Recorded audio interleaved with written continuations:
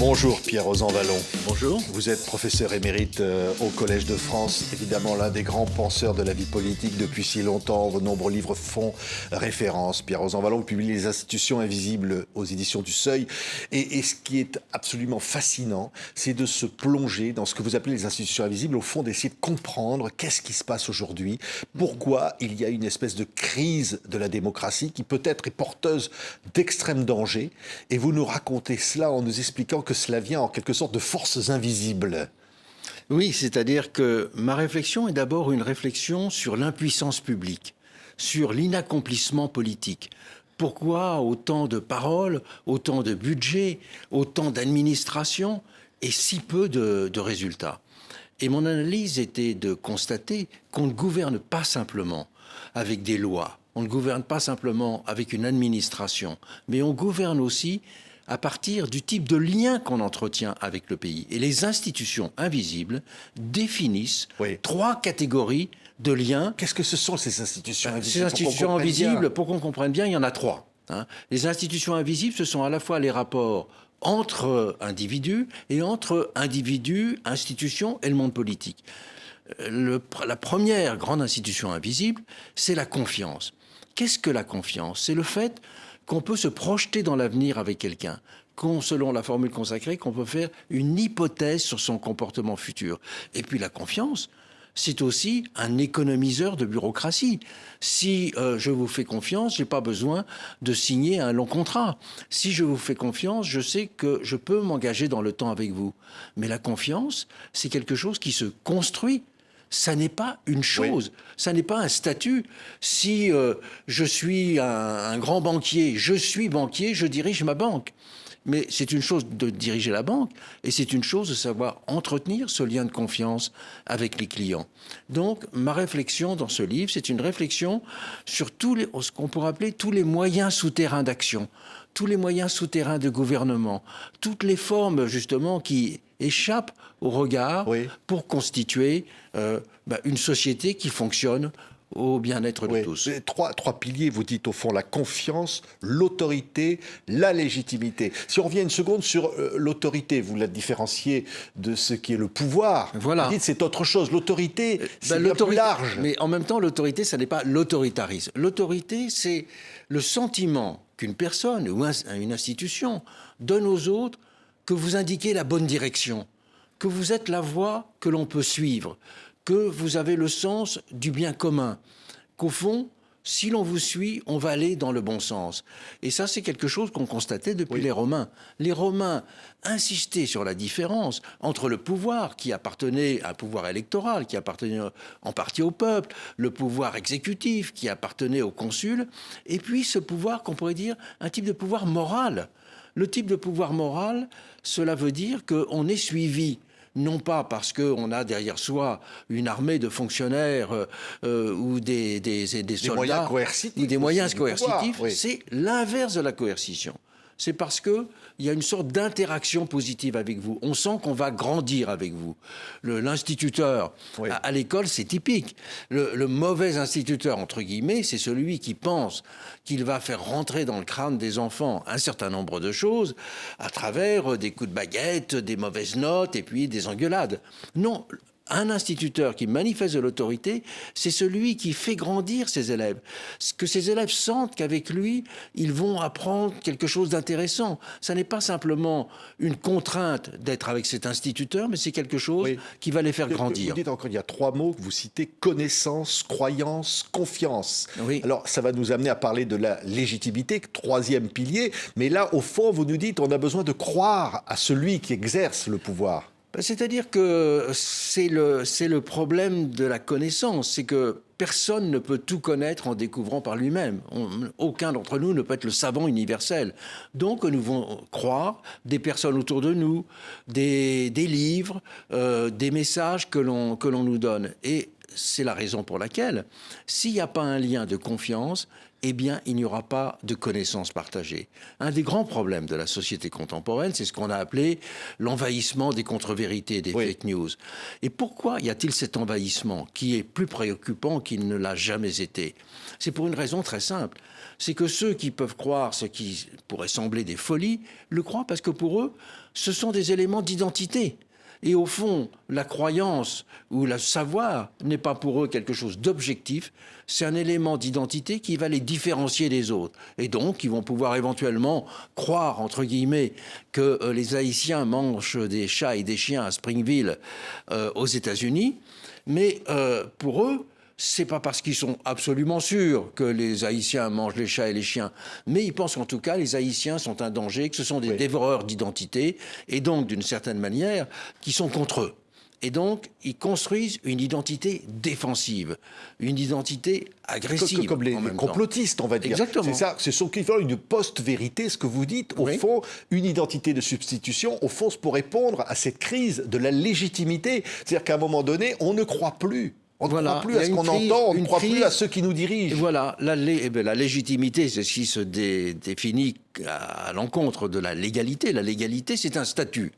Vous êtes un gouvernant légal parce que vous avez été élu, vous avez suivi un ensemble de procédures, vous avez été confronté à toute une démarche définie constitutionnellement. Donc, vous avez le statut d'élu. Mais pour que vous puissiez agir, il faut que vous soyez reconnu, pas simplement reconnu par la procédure, mais reconnu par ce que vous êtes, ce que vous faites, ce que vous allez apporter au pays. Et la légitimité, une des grandes figures françaises à l'avoir le premier incarné, c'était De Gaulle. Quand De Gaulle disait « Pétain n'a que l'apparence de la légalité », il disait « Moi, j'incarne la légitimité ». Pourquoi ? Parce qu'il avait le sentiment qu'il incarnait en profondeur ce qu'étaient les valeurs de l'histoire de France, l'esprit du pays. Et donc, qu'on pouvait être ardent à le suivre parce que, au fond, il indiquait une bonne direction. Et De Gaulle, d'ailleurs, quand il était même élu président de la République, à des moments très importants, c'est un signe matériel qu'il faut rappeler, il se présentait néanmoins en uniforme militaire. Oui. Parce qu'il voulait montrer par là qu'il était De Gaulle, le président de la République, mais qu'il y avait toujours en lui une partie de cette légitimité historique et qui était incarnée par l'homme du 18 juin et donc par son uniforme militaire. Donc il considérait notamment Vichy qui avait, selon lui, que l'apparence de la légalité. Mais absolument aucune apparence de légitimité. Il considérait que la vraie légitimité, c'était lui et sa personne. Oui, parce que la légitimité se définit par l'accord qu'il y a entre une action, une personne et des valeurs profondes. Le fait que l'on correspond à l'histoire du pays, le fait que l'on a le projet, en quelque sorte, d'unifier la société et non pas de la diviser. Et on voit aujourd'hui à quel point, dans nos sociétés contemporaines, cette question de la légitimité, elle revient au devant de la scène. On voit aussi que cette question de la confiance, elle est essentielle. Alors, en économie, c'est évident. Je lisais dans un journal il y a quelques jours qu'en Turquie, la grande partie de l'épargne qui se faisait actuellement allait vers les crypto-monnaies. Pourquoi ? Parce qu'on se défie de la monnaie nationale. Et quand on se défie de la monnaie nationale, eh ben la banqueroute est au bout du chemin. Donc on voit cet exemple monétaire, il est en quelque sorte le point le plus radical où l'on voit ce que la défiance coûte à un pays. Et un pays dans lequel la monnaie s'effondre est un pays qui s'effondre lui-même. Mais au fond, Pierre Rosanvallon, vous dites aussi la légitimité, c'est quelque chose d'au-dessus de la légalité. Qu'au fond, vous dites simplement le strict respect de la légalité ne suffit pas. Ne suffit pas. Et vous citez par exemple la République de Weimar, comment elle va permettre d'une certaine façon légalement l'arrivée des nazis et d'Adolf Hitler au pouvoir. Oui, parce que justement, il y a eu une procédure, même si elle était assez dégradée, il y a eu une procédure électorale, mais la légitimité, elle était abandonnée. La légitimité, c'était l'histoire allemande. La légitimité, c'était tout ce qu'avait été cette nouvelle constitution de 1919 qui ramenait l'Allemagne dans le concert des nations, qui faisait d'ailleurs de l'Allemagne un pays pionnier dans la construction démocratique, puisque la constitution de 1919 en Allemagne était à l'époque la plus démocratique de toute l'Europe. Et donc, peu à peu, cette quête Et ce suivi de la légitimité a été oublié, et en étant enfermé dans une légalité, mais en plus définie de façon très étroite, eh bien, le pays a sombré. Et d'ailleurs, ça n'est pas simplement en Allemagne le manque de légitimité qui est en cause, c'est aussi une définition justement trop étroite de la démocratie. La démocratie, ça n'est pas simplement le sacre électoral. La démocratie, ce n'est pas simplement l'élection. La démocratie, c'est tout un ensemble d'autres fonctions. Des fonctions de délibérer, des fonctions de se représenter, des fonctions de contrôler, des fonctions d'enquêter. Et je crois que ce qui se passe de grave, c'est que les démocraties meurent dans deux cas de figure. Elles meurent d'abord lorsque la légitimité s'efface, qu'elle ne fait défaut, quand la légitimité abandonne le pouvoir et qu'elle ne règle plus les liens entre le pouvoir et la société. Et la démocratie s'effondre également lorsque la démocratie devient une démocratie rétrécie. Une démocratie qui n'est plus que le vote. Alors que la démocratie, par exemple, c'est aussi la représentation. La représentation, c'est-à-dire que chaque citoyen a le sentiment qu'il peut être écouté, qui peut être reconnu dans sa vie. Le contrôle, cela veut dire qu'il y a des moyens, que ce soit dans le Parlement ou d'autres moyens, de contrôler le pouvoir. Et le régime nazi, c'était tout d'un coup la démocratie rabougrie. La démocratie rabougrie sans la légitimité, oui. Et la démocratie juste avec un vote, mais le vote au début, et ce vote initial, eh bien, il a légitimé ensuite, eh bien, toutes les décisions les plus antidémocratiques. Oui, mais Pierre Rosanvallon, on comprend bien aussi les périls que vous pointez du doigt, et vous le dites dans ce livre, le péril populiste, ceux qui peuvent miner de l'intérieur ou profiter de l'affaiblissement de ce système. Mais au fond, on a envie de dire, est-ce qu'au fond, la légitimité aujourd'hui du peuple n'est pas bafouée aussi par une certaine élite, dont vous dites les pensants, les sachants, qui peuvent dire au peuple, au fond, vous vous trompez, ou des institutions, je pense par exemple au Conseil constitutionnel, qui peut prendre des décisions qui ne sont pas comprises quand le peuple pense différemment. On peut dire deux choses. La première, c'est qu'il y a tout un ensemble d'institutions en France, et comme dans d'autres démocraties, qui ne sont pas élues. C'est le cas des cours constitutionnelles ou des hautes autorités. Leur caractère démocratique ne tient pas au fait qu'elles soient élues ou non. Leur caractère démocratique tient au fait qu'elles sont au service d'un fonctionnement démocratique. Le fonctionnement démocratique pour une cour constitutionnelle, c'est de veiller à ce que les droits de chacun soient pris en compte. Le grand danger de la démocratie, c'est d'avoir des majorités qui écrasent les minorités. Ben non, le Conseil constitutionnel, les cours suprêmes rappellent qu'une société, c'est aussi une société composée de tous les individus qui ont les mêmes droits. Et qu'à côté des droits, je dirais, procéduraux de la majorité, il faut qu'il y ait le respect des libertés, de la capacité d'autonomie et d'action de chacun. Oui, mais quand ça n'est pas compris, on va dire, par une partie des citoyens. Et quand, effectivement, on dit, oui, le vote n'est pas suffisant, et au fond, l'expression démocratique serait entravée par cela, et c'est ce que les populistes utilisent aussi, par certaines élites, et dont, au fond, elles pourraient se dire, comme elles se sont dit en d'autres époques de l'histoire que vous rappelez, le peuple n'a pas raison, le peuple, il faut l'éduquer, le peuple... et voilà. Donc là, il y a un déficit.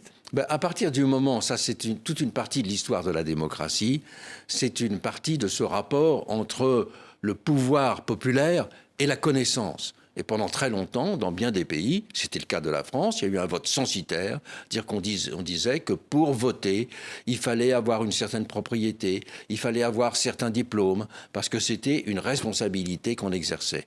Alors qu'en fait, ce qui a défini le suffrage universel, c'est pas que chacun est compétent dans tous les domaines économiques, sociaux, c'est que chacun doit être considéré comme un citoyen important par les autres. Le suffrage universel, c'est en quelque sorte le sacrement de l'égalité, mais le sacrement de l'importance de chaque citoyen. Et quand il y a d'un côté des élites qui disent « vous n'y connaissez rien, je veux vous expliquer », eh bien on rompt en quelque sorte. Je dirais cet élément premier du contrat social, c'est que chacun compte pour quelque chose, est important. Et donc, la démocratie, c'est le régime aussi où l'on écoute tout le monde et où il n'y a pas de paroles qui soient en quelque sorte mises au placard. Or, trop souvent, justement, les gouvernants, et c'était la tendance, je dirais, technocratique à la française. Oui, qui continue aujourd'hui, qui continue à être, problème, vous qui le dites. continue à être ultra puissante. Ben, cette tendance technocratique a pour ressort un discours qui consiste à dire vous ne voyez pas bien les problèmes, je vais vous les expliquer. Alors certainement qu'il y a du vrai dans le fait qu'il faut vulgariser tout un certain nombre de questions économiques, mais on ne peut le faire que s'il n'y a pas le sentiment d'une distance, s'il n'y a pas le sentiment du mépris, s'il y a un sentiment, au contraire, de respect et de proximité. La qualité fondamentale de la démocratie, c'est la proximité entre tous. Or, les régimes technocratiques, eh bien, ils regardent d'en haut le peuple. Oui. La démocratie, c'est tout le monde se regarde à niveau d'hommes et de femmes. Oui. Mais d'ailleurs, à la fin de ce livre, Pierre Rosanvallon, vous dites voilà les solutions, et notamment, vous le dites, c'est ce que vous venez de dire, une société des égaux. Et au fond, vous dites au fond où le citoyen et le savant sont traités à égalité. Or, on aurait envie de dire, effectivement, le citoyen ne se sent pas à égalité, mais les élites ne sentent pas non plus qu'elles sont à l'égalité des citoyens. Eh bien, c'est l'éducation civique, ce serait son but, de montrer qu'évidemment, dans la société, il y a des différences de connaissances, de compétences, mais nous sommes tous également compétents pour réfléchir à ce qu'est la justice sociale, pour réfléchir à ce qu'est le bien commun, pour réfléchir à ce qui nous fait sentir de fait d'être ensemble, ce qui nous crée une histoire commune. Tout ça, on peut le partager. Là, il n'y a pas de savant et d'ignorant. Oui. Tout le monde est également un savant, si je puis dire, en vie collective, en démocratie. Mais ce qui est fabuleux dans ce livre, vous rappelez l'histoire, notamment aux États-Unis, de l'invention de la démocratie. Tous ceux qui disaient, il faut, avant d'arriver à la démocratie, c'est dangereux. La démocratie, certains pensaient que c'était la pagaille, que ça allait être l'anarchie d'une certaine façon, mais qui disaient, il faut précéder la démocratie d'un système éducatif très fort, très puissant. Et là, on pourrait se dire, est-ce que c'est pas là, aujourd'hui, où il y a une défaillance ? Oui. Vous savez, aux États-Unis même, le mot démocratie qui n'a été acculturé est devenu couramment employé qu'à partir à peu près des années 1840. Avant, on le considérait comme un mot dangereux. Le mot démocratie, il signifiait le pouvoir de la foule, la démagogie. Et donc la démocratie était mise à côté. Et puis on a compris que la démocratie, c'était aussi le fait de construire une histoire commune. Et que là, toute vie humaine repose là-dessus. C'est la tentative, l'expérimentation, je dis bien l'expérimentation, parce qu'il n'y a pas une recette, ça se discute en permanence, de faire une histoire commune et de constituer une société dans laquelle chacun peut vivre à côté des autres et avec des buts qui les rapprochent. Ouais, mais ça veut dire faire société. Et au fond, faire société, vous le dites, ça veut dire le passé, le présent, l'avenir, la confiance, la compréhension, le sentiment d'appartenir à un ensemble, et que cet ensemble n'est pas une menace. Parce que beaucoup de gens considèrent que le nombre est une menace pour l'individu aujourd'hui. Ben, le nombre, évidemment, il est une menace si c'est, je dirais, la foule qui manifeste, comme quand on voit ceux qui, aux États-Unis, sont allés s'emparer du Capitole, au mois de janvier, il y a 4 ans. Mais si la foule, c'est simplement la célébration de quelque chose en commun. Après tout, nous vivons tous à certains moments des grandes périodes d'unité à travers les Jeux Olympiques, à partir d'une grande fête nationale. Et les fêtes sont en quelque sorte une espèce de sacrement du commun. Et il faut de temps en temps en avoir pour qu'il y ait ce sentiment du commun qui s'enracine. Mais là, on a l'extrême droite, l'extrême gauche qui remettent en cause au fond aussi ces fondements, qui parle de menaces, qu'au fond l'avenir est une menace, et le nombre est une menace, la société est une menace, et finalement la mondialisation est une menace, et derrière tout cela, il y a le wokisme aussi du côté de la gauche, qui dit qu'il faut faire table rase du passé, qu'au fond on n'a plus cet héritage. Donc tout ça contribue à un affaiblissement général. Oui, bien sûr, mais le but en l'occurrence, c'est évidemment de savoir comment on va construire du commun. Et on construit du commun quand il y a le sentiment qu'il y a un respect mutuel, que chacun compte pour quelque chose. C'est lorsqu'il y a du mépris, lorsqu'il y a la distance, lorsqu'il y a de la discrimination, que se détruit le commun. Et je pense que partout dans le monde, les populismes, en quelque sorte, prospèrent, parce qu'ils prospèrent aussi bien en Amérique latine qu'en Inde, que dans différents pays d'Asie, qu'en Europe et qu'aux États-Unis, plus que partout ailleurs peut-être aujourd'hui. Mais si ces populismes prospèrent, c'est aussi parce que les sociétés sont divisées. Dans certains cas, les sociétés sont cassées en deux. En Inde, ça va être la séparation entre les hindous et les musulmans. À d'autres endroits, ça va être la morgue des bureaucrates ou la morgue d'un certain nombre de riches. Enfin, le sentiment d'oubli, le sentiment de rejet qui va accompagner tout un ensemble de citoyens. Et ce qui met en péril la démocratie, c'est quand les sociétés ne sont plus des sociétés démocratiques. Une société, le mot démocratie, d'ailleurs, au début, il a défini autant une forme de société, une société du commun, autant qu'une procédure électorale et une procédure politique ou constitutionnelle, disons en général. Oui, il y a beaucoup de citations dans ce livre, extraordinaire. Il y en a une, je ne sais plus qui l'a dit, mais vous le citez, si je dois exprimer ce que je sais, je ne sais plus le dire. Qu'au fond, ce qui n'est pas exprimable est finalement assez fondamental, mais n'est pas visible. Et donc, on est dans une société où les hommes politiques, notamment, doivent aller voir ce qui n'est pas visible dans la maladie qui ronge la démocratie. Voilà, le but d'une personnalité politique, ça n'est pas simplement la quête des votes. Le but d'une personnalité politique, c'est d'aller enquêter, savoir ce que vit la société pour en être aussi la voix, le témoin et l'expression.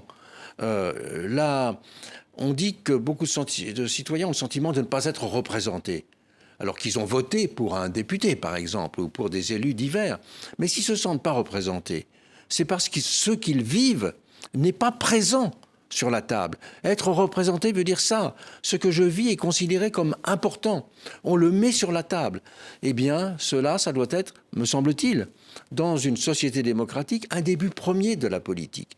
C'est de faire que ce que vivent les citoyens soit présent sur la table. Une des meilleures définitions, peut-être, que l'on puisse donner de la démocratie, c'est le régime qui met des mots sur ce que vivent les gens. Et ça, ceux qui oublient cela et qui pensent que la démocratie, c'est simplement, je dirais, l'exercice d'un pouvoir autorisé, eh bien se trompent. Et l'état du monde actuellement montre que se tromper aujourd'hui, ça n'est pas simplement une petite erreur, mais ça peut être la cause et la source de basculements décisifs qui nous feraient régresser, mener peut-être, parfois dans des guerres civiles, dans d'autres cas à des conflits géopolitiques, et en tout cas dans une lente agonie des démocraties.